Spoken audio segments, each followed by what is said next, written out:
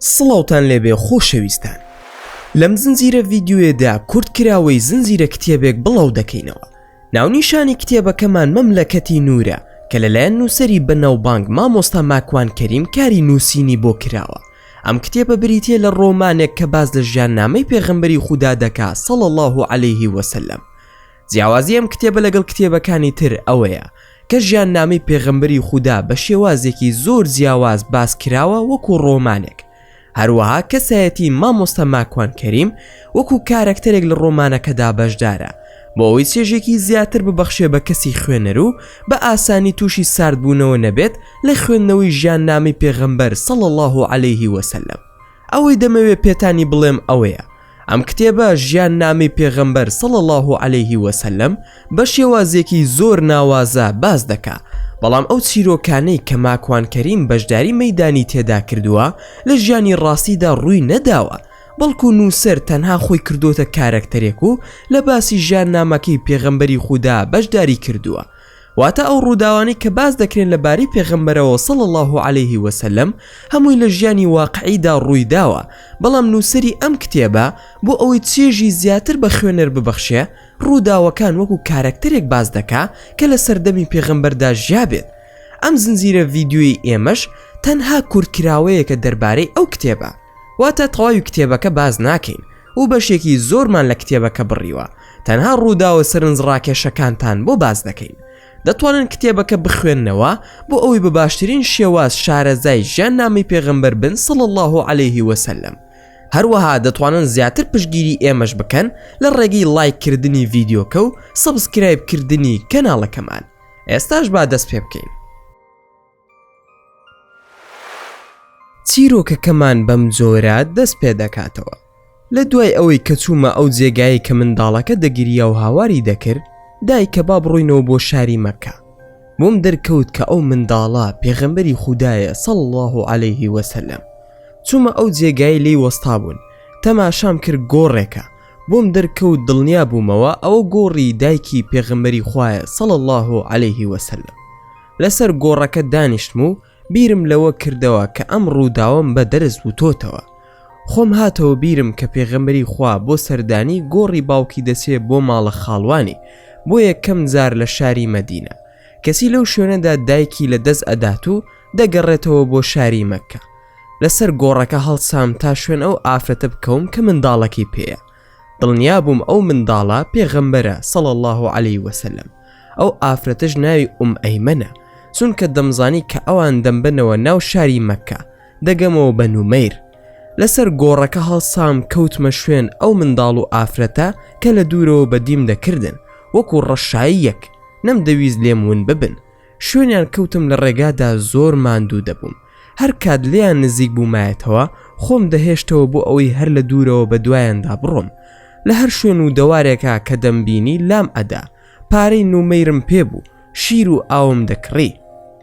ئاوەتە خوازبووم بەوەی بگەم بەو منداڵە. دەمزانی پێغەمبەری خوایە صلی الله علیه وسلم. چه هەستێکی خۆش و جوانم هەبوو. لە خۆشیاندا بەجێ پێی منداڵەکەدا دەڕۆشتم. زۆر جاروام لێ دەهات دەموت دەچمە خزمەتی دەستەکان و چاوە فرمێسکاویەکانی ماز دەکەم. دەمزانی چەند ماندووە. فرمێسک بە چاویدا دەهاتە خوارەوە بێ دایک و بێ باوک. داخۆ ئەم منداڵە کە بە شەرفترین مەخلوقی سەرزەویە چەندە ماندووە. دەمزانی هەرچی فریشتە و تەنانەت خوای گەورەش چاودێریمان دەکات. دەمزانی چ بەرەکەتێکی خوا دێتە خوارەوە بە سەرماندا و لەبەر خاتری ئەو منداڵە هەر ڕۆشتم. لە دوای 6 ڕۆژ ڕێکردن گەیشتینەوە ناو شاری مەککە. لە دوورەوە بینیم پێغەمبەری خوا صلی الله علیه وسلم نەچووە بۆ ماڵی خۆیان، چونکە پێشتر لە شاری مەککە ماڵەکەیانم دەزانی. ڕاستەوخۆ دەستی ئەیمەنی بەردا و ڕۆیشتە ماڵی باپیری و باوەشی کرد بە باپیریدا و بە گریانەوە ئەگریا. باپیریشی خێرا کردیە باوەش و وتی ئەیمەن چی ڕووی داوە؟ ئەیمەن دایکی محەممەد خات و ئامینە وەفاتی کرد. عەبدولموتەڵیب کردیە باوەش و چەند جار ماسی کرد و وتی قەی ناکە کوڕی خۆم. هەر ماسی دەکرد و دەیوت قەی ناکە کوڕی خۆم. ئیتر بینیم چۆن خۆشەویستی هەموولا بۆ پێغەمبەری خوا صلی الله علیه وسلم فوارەی دەکرد. ماندوو بوو، بردیان ئیسراحەت بکە. لە چاوی من ون بوو. گەڕامەوە بۆ ئەو دەوارەی لە نزیک شاری مەککا هەڵماندا بوو. لەوێ عەبدوڵڵا و سەعدم بینی. هەواڵی نومەیرم پرسی، وتیان بۆ هێنانی کەرەستە چووە بۆ شام. ڕۆژان گوزەری دەکرد. عەبدوڵڵا هات بۆ لام و وتی: ماکوان بۆ ژن ناهێنی؟ ماکوان: ژنم هەیە پێویستم نییە. عەبدوڵڵا: کەی ژنت هێناوەتەوە؟ بیرم کەوتەوە کە مەبەستی ژنی خۆم نییە لەو زەمەنەی کە خۆم تێیدا دەژیم. بیرم کەوتەوە مەبەستی بوسەینەیە کە کوژراوە. لە دوای ئەوە لەو زەمەنە کە زەمەنی قوڕەیشە دەبوو ژن بێنیتەوە. وتم بیرم لێ نەکردوێتەوە. عەبدوڵڵا: بۆ ناسی لە بازار جاریەیەک بکڕی، خۆ تۆ پارەداری، باوەکو خێزانت لەگەڵ تا بژی. ماکوان: ئاخر من ئارەزوم نییە بەوەی ژن بکڕم بە پارە و بە جاریەی خۆم بەکاری بهێنم. ژن هێنان عەشق و خۆشەویستیە عەبدوڵڵا گیان. عەبدوڵڵا: ئەی گوناحن ئەو جاریانە، بە کۆمەڵ دەیان کڕن لە شار و وڵاتانی ترەوە دەیان هێنن، ئەوانش حەز دەکەن ڕزگاریان بێت لەو قەفەسانە. خۆ تۆ ئەگەر بیکڕی گەورەی تۆ دەردەخا، ئەوانش پێیان خۆشە. قسەکەی عەبدوڵڵا خەیاڵی جۆڵاندم بۆ شتێکی زۆر سەرنجڕاکێش، کەواتە کڕینی جاریە لەو سەردەمەدا نیشانەی پیاوەتی بووە، بەشێک بووە لە ڕزگارکردنی ئافرەتان لە دەستی ئەو خاوەنانەی کە وەک دەواجنی مریشک بەکاریان دەهێران. هاوارم کرد. عەبدوڵڵا ئەسپەکەم بۆ زین بکەن لەگەڵ سەعد دەڕۆین بۆ بازاڕی مەککە. ڕوو بازاڕی مەککە چوین. چوومە بازاڕی عوکاس، لە تەنیشتی بازاڕێکی تر هەبوو ناوی زولمەجاز بوو. چوومە ئەو جێگایی کە خۆمی تێدا فرۆشران. یادی بەخێر و قەبری پڕ بێ لە نور، خوای گەورە لێی خۆش بێ. فەرغەلی لەو جێگایەدا کڕیمیەوە. کە چاوم کەوت بە کۆیلەکان زۆرم پێ ناخۆش بوو. هەندێک لە کۆیلە پیاوەکان کە دەچوون بەلای مێز و شوێنی وەستانیاندا لەبەر ئەو خۆر و هەتاوەدا خۆیان وان نیشان ئەدا کە بەهێز و بەتوانان بۆ ئەوەی بیان کڕم و ڕزگاریان بێ لە دەستی ئەو کەسەی کە دەیان فرۆشێت. ئافرەتەکانیش کە منیان ئەبینی هەر یەکا بەناسکی دەستێکی دەهێنا بە دەم و چاویدا بۆ ئەوەی بفرۆشرێن و ڕزگاریان بێ لە توونێتی و برسێتی ئەو کەسەی کە ئاوا بە جوملە دەیان کڕێت و تاک تاک ئەو مرۆڤانە دەفرۆشێتەوە. بێزگەلەوەی کە منداڵ و دایک بەیەکەوە دانرابوون. جاری وا هەبوو دایکەکەیان نەدەویست و منداڵەکەیان دەبرد و لە دایکەکەیان زیادە کردەوە.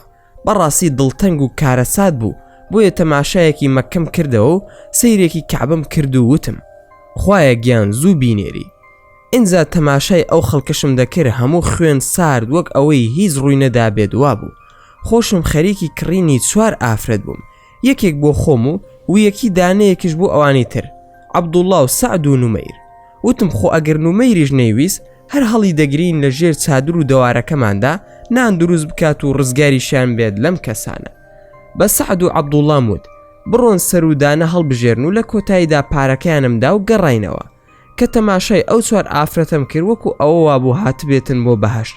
ئەوەندە خۆشحاڵ بوون. 2 ئافرەتی بەتەمەن و کە زیاتر مەبەستم بوون بۆ دروستکردنی نان و هێنانی ئاو تەنها لە ژێر دەوارەکەدا بن.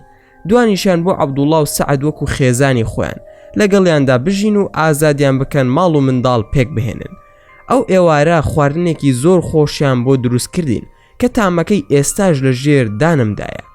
قەرە خەرمانێک بوو بە گۆشتی مەڕ لێیان نابوو، بە دووکەڵی دار ئەوەی تر خواردنەکەی بەلەزەت کردبوو.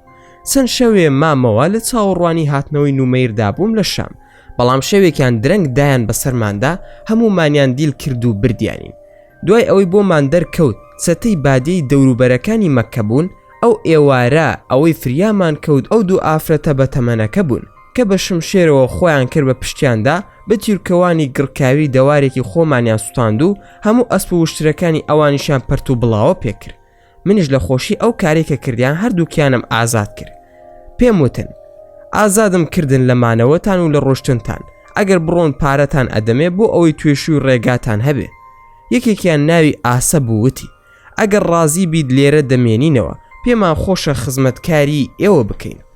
ماکوان: ئێوە دایک و خوشکی ئێمەن، پێڵاوتان بان چاو و بان سەرمان. شەوێک عاشقانە بە دوای کتێبەکەی فەرغەلیەوە هاتم، دەستم کرد بە خوێندنەوەی، وتم بزانم چی ڕوو ئەدا. لە سەروبەندی خوێندنەوەکەیدا چوومە ئەو لاپەڕی باسی ئەوەی دەکرد کە بازاڕی سەقیف و هەوازن کار و کەسابەتی تێدا نەما بوو بە هۆکاری ئەوەی هەموو خەڵکی لەگەڵ قوڕەیشدا کاریان دەکرد. قوڕەیشەکانیش ئەوەی خەڵکی ناو مەکە نەبوایە نەیان دەهێش کاڵا ساغ بکاتەوە لە ناو بازاڕەکەدا، دەبوو کاڵاکان بفرۆشێ بە قوڕەیشیەکان.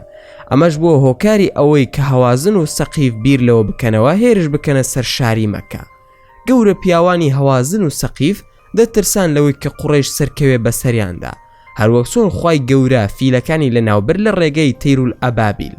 لە کۆتاییدا کاهین و جادو بازەکانی ناو هەوازن و سەقیف وتیان کاتێک ئەبرەها هاتووە بۆ ئەوە هاتووە کە ماڵی خوا کەعبە تێک بدا، خۆ ئێوە بۆ تێکدانی کەعبە ناچن، بەڵکو بۆ ئەوە دەچن کە ئەو بازار و قوتی خەڵکەکە لە ژێردەستیاندا دەربهێننەوە. لە خوێندنەوەی ئەو باسەدا بووم کە شەڕ دەستی پێکرد. چاوەکانم بێ ئەوەی بەدەست خۆم بێن نابەیەکدا و بۆ چەند ساتێکی کەم خەو هاتە چاوم و نەوەزێکمدا. کاتێک چاوم کردەوە تەماشام کرد لە ژوورەکەی خۆمم لە ناو کتێب و جێگاکەمدا کە خەبەرم بۆیەوە زۆر بێتاقەت بووم، چونکە ئیشەکانم تەواو نەکردبوو. تەماشای کاتژمێرم کرد، هەموو چەند سەعاتێک بوو خەوم لێکەوت بوو کە ئەو هەموو ڕۆژانە گەڕابوومەوە بۆ زەمەنی قوڕەیش. بەردەوام بووم لەسەر خوێندنەوەی کتێبەکە کە چوومە سەر ئەو بەشەی کە پێغەمبەری خوا صلی الله علیه وسلم لەگەڵ مامەکانی شەڕ دەکا لە دژی داگیرکردنی شاری مەکە. هەوازن و بەشێک لە سەقیف هێرشیان هێناوە بۆ شاری مەکە. ئەو دەما تەمەنی پێغەمبەری خوا صلی الله علیه وسلم لەدا بۆ 12 ساڵان بووە بەشداری دەکا لەو شەڕەدا. تیر دروست دەکات و دەیداتە دەستی مامەکانی. یەکەم شەڕ بوو کە پێغەمبەری خوا صلی الله علیه وسلم بەشداری تێدا کردووە. پاشان لە شەڕەکەدا تا ڕادەیە قوڕەیش سەرکەوتوو دەبێت. داوا دەکەن بەشێک لە بازاڕی مەکە بۆ هەوازن و سەقیف بکرێتەوە، ئەیتر بۆ ئەوەی بازاڕی سەقیفیش گەرم بێت و بتێک ئەدرێت بە سەقیف. لە مەکەوە دەسن بۆ تائیف بۆ پیرۆزکردنی ئەو بتە بە ناوی نەئەلە و ئیساف. شەڕێکی زۆر گەورە لە شاری مەکەدا بەرپا دەبێت لە نێوانی هۆزەکانی شاری مەکە، کیلان و قەیسی عیلان، کە شەڕەکە ناو نراوە بە فوجار. ئەم شەڕە بووە هۆی ئەوەی کە خەڵکێکی زۆر لە یەکتر بکوژن تا لە کۆتاییدا بنەماڵی پێغەمبەری خوا صلی الله علیه وسلم واتە بەنی هاشم کەوتنە نێوانیانەوە لەگەڵ هەندێک لە هۆزەکانی تری قوڕەیش لە ماڵی عەبدوڵای کوڕی جەعدانی تەمیمی کۆتایی پێهات. ئەو دەما پێغەمبەری خوا صلی الله علیه وسلم تەمەنی 20 ساڵان بوو. وەکو پیاو ماقوڵانی بەنی هاشم بەشدار بوو لەو پەیماننامە و حیلفەدا کە ناسراوە بە حیلفی فضوڵ. لە تەمەنی 7 ساڵیدا عەبدولموتەڵیبی باپیری وەفاتی کرد. مامی ئەبوو تاڵیب بردیە لای خۆی و لەگەڵ حەمزە و جەعفەردا پەروەردەی کرد. لە ماڵی مامیدا زۆر شت فێر بوو. لەو کارانی کە فێر بوو تیر هەڵدان و سوارچاکی و شوانی. بەردەوام بوو لە شوانی تا تەمەنی گەیشتە 20 ساڵان. وەکو پیاو معقولێک تەماشا دەکرا و پیاوێکی هێمن و لەسەر خۆ بوو. هەرگیز لە ناو خەڵکی شارەکەدا درۆی لێ نەبیستراوە. کوڕێکی ئازا بوو و هاوکاری پورەکانی دەکرد. ڕۆژێک لە ڕۆژان سوزدەی بۆ بت و پەیکەرەکان نەبردووە و بڕوای پێیان نەبووە، بەڵام دەریشی نەبڕیوە. خێزانم هات پرسی: باشەوە تۆ بۆ ناخەوی؟ ماکوان: خەریکی خوێندنەوەی ژیانی پێغەمبەرم صلی الله علیه وسلم. باران: ماوەی چەند ڕۆژێکە هەر لەو لاپەڕەیە دایت. هۆکار چییە؟ ماکوان: ئەو لاپەڕە نییە، ئەو بە تەنها زەمان و مەکانت پێدەناسێنێت. باران: بۆ چییە؟ ماکوان: وەرە تەماشای کە بزانە چییە. باران هات و چاوی خسە سەری، بینی وشەکان سوور دەخۆن و سەما دەکەن. خێرا چاوی لەسەر لابرد و وتی: ئەوە چییە؟ ماکوان: ئەوە نهێنی ئەو کتێبەیە کە منی بەلای خۆیەوە داناوە، ئەم بات و دەمهێنێت و وازیشی لێ ناهێنم تا نەگەمە ئامانج و کۆتایەکی بزانم بۆ کوێم دەبا. باران: باسی چی دەکام کتێبە؟ ماکوان: باسی منداڵی پێغەمبەری خوا صلی الله علیه وسلم دەکات. باران: خۆ کتێبی زۆرت هەیە لەو بارەیەوە، بۆ هەر ئەمە دەخوێنیتەوە؟ ماکوان: ئەم کتێبە ئەمبا لەگەڵ خۆیدا بۆ نەو واقعەکە. باران: ڕادەبوێری؟ ماکوان: نا، خۆت تەماشا نەکرد نەتوانی؟ باران: نا، نووسینەکە جوان نییە بۆیە چاوم ئێشا. ماکوان: بە هەر حاڵ بڕۆ بخەوە، منیش زۆرم نەماوە تۆزێکی تر دەخوێنمەوە، لەم بەشە تەواو بووم کتێبەکە دادەخەم و دەخەوم. بەردەوام بووم لە خوێندنەوەی، چوومە سەر ئەو بەشەی کە پێغەمبەری خوا صلی الله علیه وسلم کار و کەسابەتی چی بووە لە شاری مەکەدا. سەرسامیشم بەوەی لەم کتێبەدا هەموو شتەکان ئاشکرایە و هیچی شاراوەی تێدا نییە.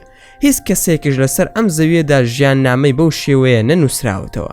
بۆیە وا گرنگی پێدراوە چونکە هەموو هەڵس و کەوت و ڕەفتارێکی پێغەمبەر صلی الله عليه وسلم بۆ ئێمەی مسلمان تەشریع و یاسا و ڕێسایە. تەمەنی پێش پێغەمبەرایەتی دیارە کە پێغەمبەری خوا ئەم پیشەوکارانەی هەبووە و کردووە. یەکەم، شوانی کردووە بۆ هەر سەرێ قیراتێکی وەرگرتووە کە نیو درهەم یاخود نیو دینار بووە. دووەم، کاری حیزامەی کردووە، بە هۆکاری حیزامەکە دەستکەوتی هەبووە. سێم، شارەزا بۆ لە دروستکردن و داتاشینی تیر و سەری تیر کە ناسراوە بە نبل بۆ مامەکانی و بەنی هاشم دروستی کردووە، لەو ڕێگایەوە دەستکەوتی هەبووە. چوارم، کاری بازرگانی لە نێوانی شام و مەکەدا کە یەکەم جار سۆتە شام بەردەوام بووە لە بازرگانی لە ناو شاری مەکەدا کە زۆربەی جار بە بازاردا گەڕاوە شتومەک و کەرەسی کڕیوە و فرۆشتوێتی. پیاوێکی دەوڵەمەند بووە بە هۆکاری پارەی خێزانیەوە خات و خەدیجە ڕەزامەندی خوای لێبێ بەردەوام پێغەمبەری خوا صلی الله عليه وسلم لە بازرگانی کردندا بووە لە ناو شاری مەکەدا. هەندێک جارێش پێستەی حیوانی کڕیوە و ناردوێتی بۆ حەبەشە. زۆرێک لە ئەهلی مەکە حەزیان کردووە کە هاوبەشی بکەن لە بازرگانیدا، تەنانەت پێش پێغەمبەرایەتی جێگەی متمانەی شاری مەکە بووە. زۆربەی خەڵکی ئەو شارە پارە و سەروەت و سامانی خۆیان لەگەڵ ماڵی پێغەمبەردا داناوە. هۆکاری ئەوەش کە عەلی کوڕی ئەبوو تاڵیبی هیجرەتی پێنەکرد لەگەڵ خۆیدا. هەموو ئەو سەروەت و سامانەی خەڵکی لەلای بوو لە شاری مەکەدا لە ڕێگەی عەلیەوە گەڕاندیەوە بۆ خاوەنەکانیان. یەکێک لە هۆکارەکانی ناسینی لەگەڵ ئەبوو بەکر عەبدوڕەحمانی کوڕی عەوف و عوسمانی کوڕی عەفان و ئەو بازرگانە بەناوبانگانەیە کە دەگەڕێتەوە بۆ کاری بازرگانیان و تێکەڵاوبوونیان لە بازاڕی مەکە و عوکاز و بازاڕەکانی سواردەوری شاری مەکە و تائیف. تەنانەت پێغەمبەری خوا صلی الله عليه وسلم لە شاری مەکەدا دەوڵەمەندتر بووە لە زۆربەی مامەکانی عەباس و ئەبوو لەهەبی لێ دەربچێ. زۆر جار پارەی ئەدا بەکڕینەوەی بەندە و کۆیلەکان و ئازادی دەکردن.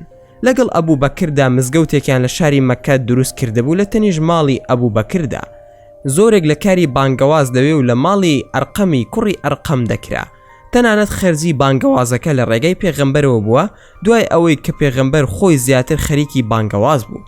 زەیدی کوڕی حارس و ئیمامی عەلی و هەندێک لە خزمەکانی خەدیجە بازرگانیان دەکرد و لە ڕێگەی قازانجی کارەکانیانەوە بانگەوازەکەیان بردە پێشەوە. ئەو ڕۆژەشی کە کۆسی کرد بۆ مەدینە و ئەو وشترەی ئەبوو بەکر ئامادەی کردبوو بۆ پێغەمبەر صلی الله عليه وسلم، پارەی وشترەکەشی گەڕاندەوە بۆ ئەبوو بەکر. ئەمە بەشێکی کەمی ژیانی بوو لە شاری مەکە. ئێوارەیەکیان لە بازار دەگەڕامەوە، خۆم کرد بە مۆڵێکدا. لەناو ئەو مۆڵەدا لە دوکانێکدا بە ناوی ئارک بە هۆکاری جەژنی چەندین ساڵی کردنەوەی ئەو دوکانە لە نەرویز بۆ فرۆشتنی کتێب و پێداویستی قوتابخانە و فەرمانگەکان، هەرچی کتێب و باسی چالاکی چەند ساڵی خۆی دەکرد لە بەردەم دوکانەکەیدا لە ئینفۆگرافێکدا داینابوو. کەسێکم بینی سیمای ڕوخساری لە لیۆ تۆلستۆی فەیلسوف و ڕۆمانوس و چاکسازێکی کۆمەڵایەتی ڕووسی دەچوو. نووسرا بوو بۆ یەکەم جار یەکەم کتێبی تۆلستۆی زۆرترین فرۆشی هەبوو بە ناوی مەملەکەتی پەروەردگار لە ناخدا. کتێبێکی فەلسەفی بوو. چوومە دوکانەکە و سەیری کتێبەکەم کرد، دوای ئەوەی بە دوای بەرهەمەکانی تریدا گەڕام کە لە بەشی کۆتایی کتێبەکەدا نووسرا بوو، بینیم یەکێک لە کتێبەکانی بە ناوی فەرمانڕەوایی پێغەمبەر محەممەد صلی الله عليه وسلم. زۆرم لاسەیر بوو. کەسێک لە سەردەمی قەیسەردا ژیابێت و مەسیحی بێت لە ساڵەکانی 1828 لە دایک بووە، لە 1910 وەفاتی کردووە. چۆن شتی وای نووسیوە؟ سەرنجی ڕاکێشام داخۆچی نووسیبێ لەسەر پێغەمبەری خوا صلی الله عليه وسلم. گەڕامەوە ماڵەوە بە دووە داچوونێکی جدیم کرد بە شوێنیدا.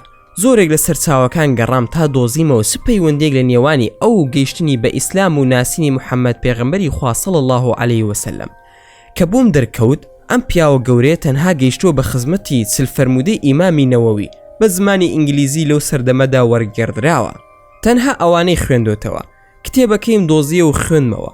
ئەو وەصف و پیا هەڵدانی ئەو هەڵیداوە بەسەر پێغەمبەری خۆشەویستمان صلی الله عليه وسلم هەرگیز بڕوام نەکرد کە ئەو کەسا مەسیحی بێ. بەردەوام بووم لەسەر گەڕان بە دوای بەرهەمەکانیدا. بینیم کەوا 100 بەیت شعری بەسەر ئیسلام و پێغەمبەر صلی الله عليه وسلم دانووسیوە.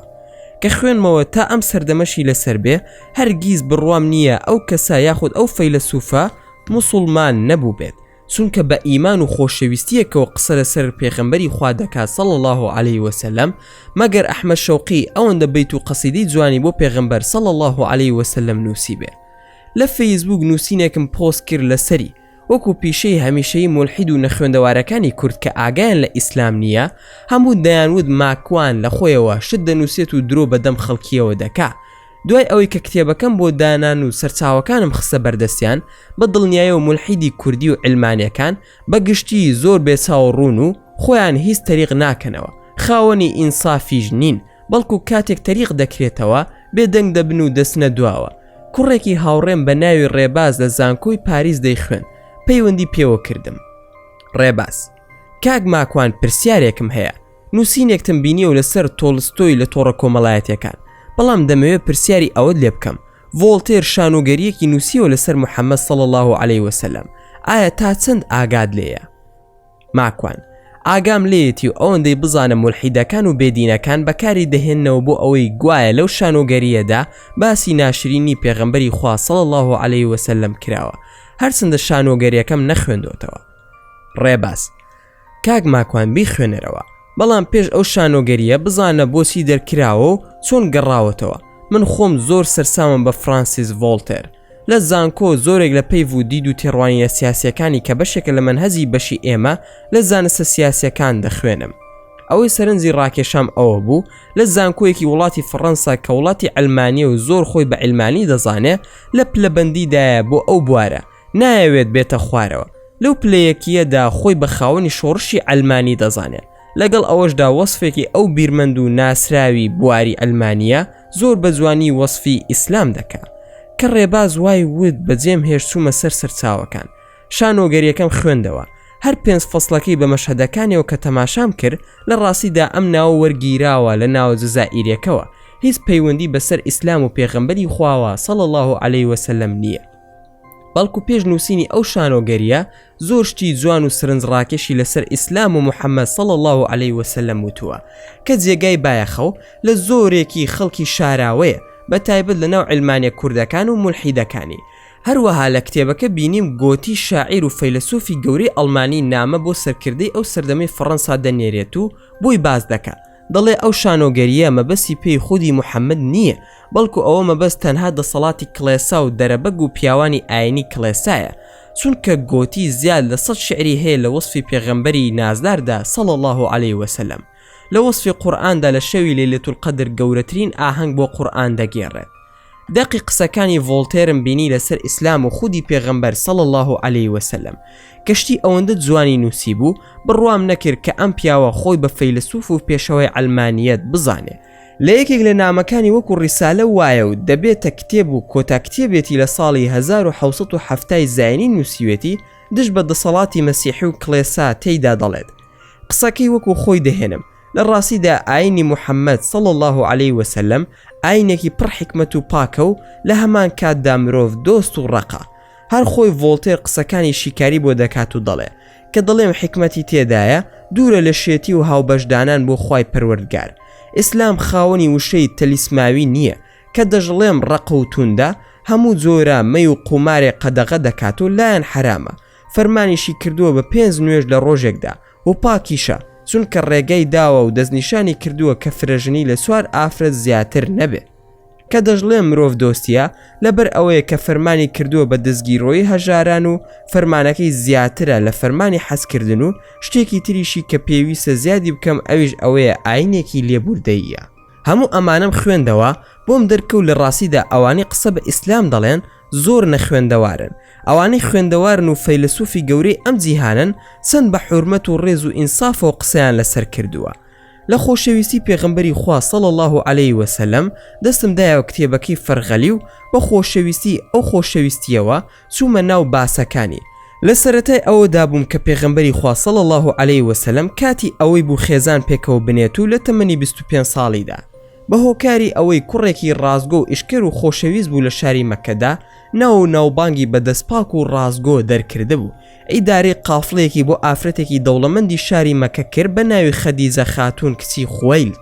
لە کاتی چوونیدا بۆ بازرگانی چاودێری بەسەر محەممەد صلی الله عليه وسلم دانابوو بۆ ئەوی بزانێ ئایا دەستپاکە یاخود ڕەوشت و ئاکار و ڕەفتاری چۆنە. لە دوای ئەوەی کە هەواڵی بۆ هاتەوە لەلایەن چاودێرەکانەوە کە گەنجێکی داوێن پاک و دەستپاک و خاوەن ڕەوشتە، تا ئێستا ئەو وەسفەی لەسەر قافڵەکانی تری نەبینی بوو. بە دەستپاکی زۆرترین سوود و قازانزی گەیاندا خات و خەدیجە خۆشی کوڕێکی جوان خاس و قۆز بوو. لە شارەکەدا دڵی چووە سەر محەممەد صلی الله عليه وسلم. کەسێکی نارد بوو ئەوەی بە پێغەمبەری خوا صلی الله عليه وسلم بڵێت بچێتە داوای. پێغەمبەری خوا صلی الله عليه وسلم ئەو دەما ڕەتی کردەوە فەرمووی لە ئێستادا بیری لە خێزانداری نەکردوتەوە و تەمەنی 25 ساڵ بوو. ئەو دەمەش خات و خەدیجە تەمەنی 28 ساڵ بوو. پاش هەوڵێکی تری خات و خەدیجە بەڕەتکردنەوەکەی کە ئەوەندەی تر سەرسامی بوو، چونکە چەندین پیاوی بەتوانا و خانەدانی ئەو سەردەما حەزیان دەکرد خەدیجە خاتون بکەنە هاوسەری خۆیان و ئەو ڕازی نەدەبوو. ئێستا گەنجێ خاوەن سەرۆت و سامانێکی زۆر نییە و ڕەدی دەکاتەوە کە ببێتە هاوسەری یەکێک لە ئافرەتە دەوڵەمەندەکانی شاری مەکە. ڕاستە خودی محەممەد صلی الله عليه وسلم یەکێکە لە خانەدان و ناودارانی قوڕەیش، بەڵام لە ڕووی پارە و مادەوە ئەو ماوەیە زۆر دەستکورد بوون. تەنانەت پێغەمبەری خوا صلی الله عليه وسلم هەندێک جار کرێکاری دەکرد و شوانی بۆ خەڵکی دەکرد. بۆ جاری دووەم لە ڕێگەی پۆری پێغەمبەرەوە صلی الله عليه وسلم هەوڵێکی تر ئەدرێتەوە. پێغەمبەری خوا صلی الله عليه وسلم ڕازی دەبێت بەوەی لەگەڵ خات و خەدیجەدا هاوسەرگیری بکات. پێغەمبەری خوا صلی الله عليه وسلم زۆر خۆشەویستی خات و خەدیجە چووە دڵیەوە، چونکە تەقدیری ئەوەی دەگرت کە لەبەر خوڕەوشت و ئەخلاقی خودی محەممەد صلی الله عليه وسلم خۆشی ویستووە. بۆیە ئەویش خۆشەویستی بۆ دروست بوو. ژیانێکی بەختەوریان پێک هێناوە. دوو کوڕ و چوار کچیان بوو بە ناوەکانی عەبدوڵڵا و قاسم و ڕوقیە و کەلسوم و زەینەب و فاتیمە. پێغەمبەری خوا صلی الله عليه وسلم پێش ئەوەی وحی بۆ بێت بنە ماڵی ئەبوو تاڵیب هەژار کەوتن. ئەویش عەلی کوڕی ئەبوو تاڵیبی بردە لای خۆی بۆ ئەوەی ئەرکێک کەمتر ببێتەوە لەسەر شانی ئەبوو تاڵیب. عەلی لە منداڵیەوە پێغەمبەری خوا صلی الله عليه وسلم بەخێوی کردووە، وەکو کوڕی خۆی وابوو. لە سەرەتای هاوسەرگیری خات و خەدیجە و پێغەمبەری خوا صلی الله عليه وسلم هاوسەرەکەی کۆیلەیەکی پێشکەش بە محەممەد کرد صلی الله عليه وسلم بۆ خزمەتکردن و بەردەستی کردنی. بەڵام پێغەمبەری خوا صلی الله عليه وسلم لەبەر ئەوەی پەروەردەکراوی خودای گەورە بوو پێش پێغەمبەرایەتیشی ڕازی نەبووە بەوە. چووە ناو شاری مەکە و بە ئاشکرا ڕایگەیان کە ئەو کۆیلەی ناوێت و دەیکاتە کوڕی خۆی. زەیدی ناو نابوو کوڕەکەی محەممەد. لە ناو ئەو جەنجاڵی ژیاندا ڕۆژێک نەبیسراوە یان یاداش نەکراوە نەبینراوە کە پێغەمبەری خوا صلی الله عليه وسلم بچێ سوزدە بەرێ بۆ بتێک یاخود پەیکەرێک لە شاری مەکە. ئەم پێغەمبەرە ئازیزە صلی الله عليه وسلم هەمیشە لە ڕامان و بیرکردنەوەدا بووە. ساڵانە لە مانگی ڕەمەزاندا گەورە پیاوانی قوڕەیش دەسوونە ئەشکەوتەکان و ماوەیەکی زۆر دەمانەوە لە ئەشکەوتەکاندا بە بیرکردنەوەی سەفا و دڵ و دەروون وەکو شێوە تەسەووفێک خەڵوەتیان دەکرد تا ماوەی مانگێک دەمانەوە. زیاتر ئەمە لە ناو عەرەب و قوڕەیش بە تایبەتی باو بوو. پێغەمبەری خوار صلی الله عليه وسلم ڕۆژانە و سات بە دوای سات لە بیرکردنەوەدا بوو، وەکو بڵێ خوای گەورە ڕای بهێنێ بۆ کارێک لە ناو خەڵکی شاری مەکەدا بە پیاوێکی بە ئەدەب و خاوەن شکۆ و بەڕێز وەکو دەوڵەمەندی شاری مەکە ئاماژەی بۆ دەکراو. هاوڕێ زۆرێک لە بازرگان و ناسراوەکانی شاری مەکە بووە. لە کتێبەکەدا باسی ئەوم دەخوێندەوە کە هاوڕێکانی پێغەمبەری خوا صلی الله عليه وسلم کێ بوون. لە پڕسرم گێژی خوارد، گەرمای نیوەڕۆی عەربستانی سعودیە دای لەسرم. هەستم کرد گەڕاومەتەوە بۆ زەمنی پێش پێغەمبەرایەتی. لە دوورەوە کەعبەم بەدی دەکرد. ئیتر دڵنیا بوومەوە کە لە مەکەدا وەکو شێت لە خۆشیدا دەگەڕام، بەڵکو پێغەمبەری خوا صلی الله عليه وسلم ببینم. لە ناو شاردا دەسوڕامەوە، دەموت ئێستا چەندە خۆشحاڵم کە ئەبوو بەکر دەبینم، عوسمان دەبینم و عومەریش دەبینم، هەموو ئەو پیاوچاک و هاوڵانە دەبینم. بۆ عشقەوە بەناو مەکەدا دەسوڕامەوە، لە پڕ بە قامسی درا لە پشتم و هاوارم لێ هەڵسا. وتم نەفام ئەوە بۆ قامسی دەوەشێنی. هەروام و زیاد لە دەشم شێر بەدەست شمشێریان دەرهێنا بۆ کوشتنم هاتن. پرسیارم لێکرا تۆ خەڵکی کوێیت و چی دەکەی لە مەکە؟ زانیم ساودیێرەکانی بازاڕی شاری مەکەن. پێم وتن من شەریکی نومەیرم و بە ئەسڵ خەڵکی ڕۆمم، بەڵام دەمێکە لەم ناوچەیە بازرگانی دەکەم. هەروام وت بەستیانمەوە لەبەر ئەو گەرمایە. وتیان دەچین هەواڵ لە نومەیر دەهێنینەوە لەو بادیە. دوای ئەوە ئەگەر ڕاست نەکرد لە گردنت ئەدەین و سەرت دەبڕی. ئەوەندە گرنگ نەبوو بەلامەوە. خۆشحاڵ بووم بەوەی کە بگەم بە خزمەتی پێغەمبەری خوا صلی الله عليه وسلم. دوایش لە ملم بدرێت ئاساییە، بەس بە چاوی خۆم بیبینمەوە، چونکە پێشتر لە ژێر دەوارێکدا بینی بووم. شەوم بەسەردا هات و من هەر بەسترا بوومەوە بە کۆڵەکەیەکەوە. چاوەڕێ ئەوم دەکرد عەبدوڵڵا یاخود سەعەدیان سەبا و نومەیر کەسێک بێت بۆ لام ئازادم بکە. لە نیوەی شەودا بیرم کەوتەوە ئەو زەمەنەی ئەوانم ناسیوە چەندین ساڵ پێش ئێستا بووە، لەوانەیە زەمەنەکە بە 30 بۆ 35 ساڵ گۆڕابێ. دوای لە دڵی خۆم داوتم بەخوا تەواو سەرپەڕاندنەکەم سۆگەرە، خۆ هەر سرم دەپەڕێنن، با هاوار بکەم یا محەممەد یا ئەبوو بەکر یا عومەر، بەڵکو کەسێک بێ بەهانامەوە خۆ هەر بیشیان بینم خۆشحاڵ دەبم. لە نزیک کەعبەوە هەندێکی لێبوون بە ڕوت و قوتی تەوافیان دەکرد. بانگم کرد کەسێک تۆزێک ئاو خواردنێکم بداتێ. کەس پاسەوانم نەبوو، کەسیش جورئەتی ئەوەی نەدەکرد بێت دەست و قاچم بکاتەوە. بۆم دەرکەوت ئەو جێگای منی لێبەسترا بوومەوە شوێنی تاوان بارانە کە پاسەوانەکانی بازار دایان بەستنەوە، هیچ کەس ناسێت بەلایەندا، هەیە لەسەر دزی دەگیرێت یاخود لەسەر کاڵای ڕێگە پێنەدراوە هەتا دوایی.